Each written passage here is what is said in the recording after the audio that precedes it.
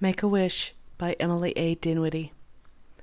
Make a wish, they said when I blew out the candles on my birthday cake, but I knew my wish would never come true because of the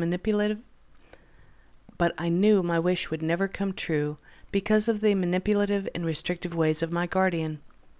Anything I had aspired to do, she had to say no to for some stupid reason. Anything I had aspired to do, she had to say no to for some stupid reason. I wanted to be an air traffic control officer. No. I wanted to be an auto mechanic. Oh, that's a man's job, she said. I wanted to be a horse trainer. Those jobs are not for women, she would say. So in secret, I became the best screenwriter I could be. I would go to the library and she had me call her as soon as I got to the library to pick up my books and come right back. I had to get books that would be for feminine jobs, just to cover the things that I actually wanted. To her, using your imagination for creative writing was a form of lying, and she would know. She was one of the best liars I knew.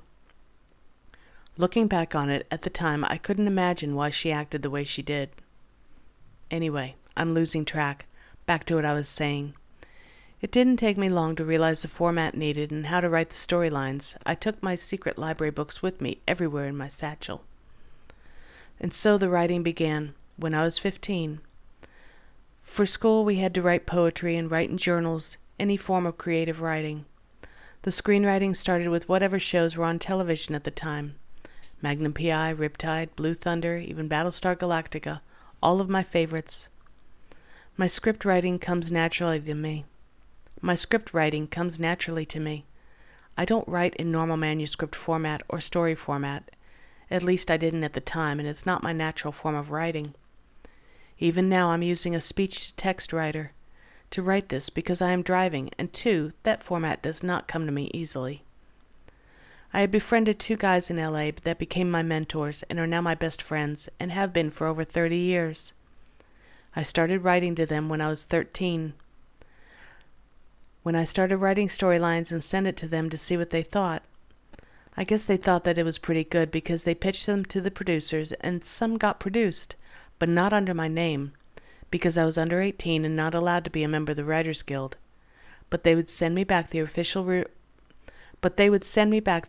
working script as it was used, and a stipend, which they didn't have to, I guess because they recognized great talent in their words.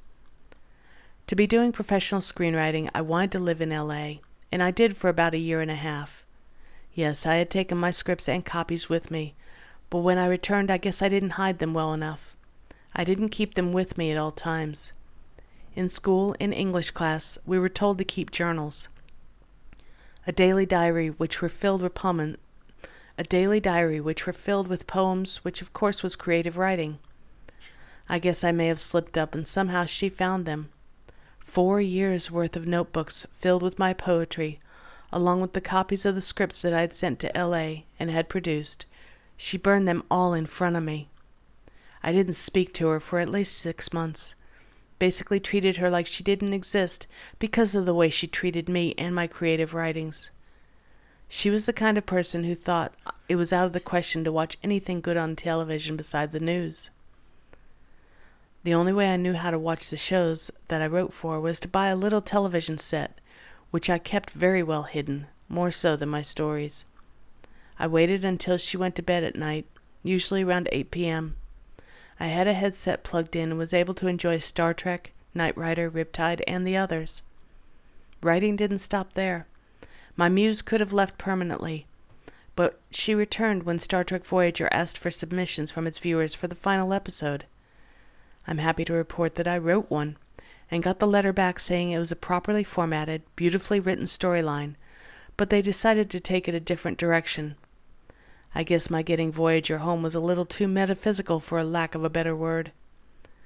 But I was happy to have that second-place letter framed and hanging in my room. And as life would have it, I got married, had kids, and my writing took another back seat. But things don't always end the way you think they will. Married life with my first husband came to a close because of the emotional abuse, and I dove back into my writing again. I was going to do an autobiographical movie about life with my guardian, but it seems that the closer you are to the subject matter, it brings up all those emotions that you've had to push down for so long, and it makes it near to impossible. But for me, it's actually a source of information. I've turned it into a positive and a source of strength for a cross-genre television series. My muse decided to wake up back in last August. My muse decided to wake up again August of 2018 and came back in full force. Stories exploded in my mind. It's been hard to capture those stories. I sometimes wish there was a pause button for my brain for what I see. The only way I can describe it is watching the show on a screen in my head. At the time, she gave me 15 storylines for a UK drama series, which has expanded to 30 storylines. She has also given me the ability to write no matter what the subject matter is now.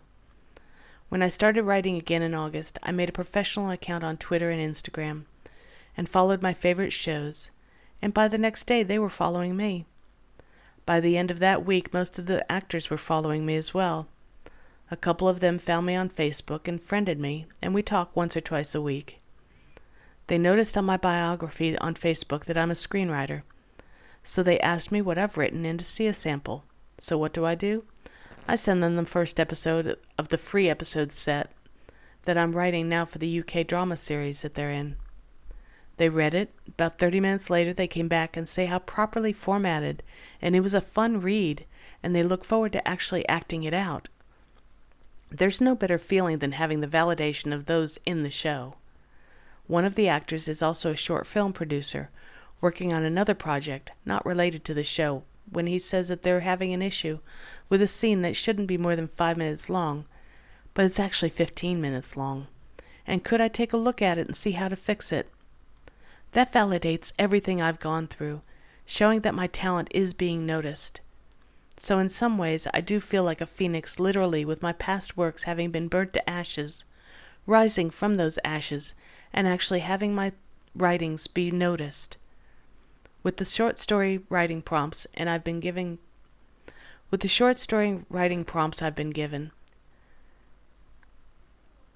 I could not have imagined taking the short stories, writing them in proper format. I could not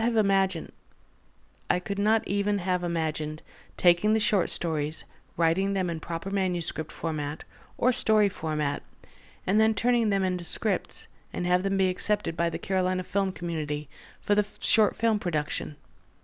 It's indescribable how good that makes you feel knowing what has gone on in the past. So I guess wishes do sometimes come true. They just take a little longer than you expected. But if you keep going and keep working towards it to come true, advice to all those that think that they can't get something done for one excuse or another, don't you dare give up, because it is well worth it, and when it comes true, it is that much sweeter.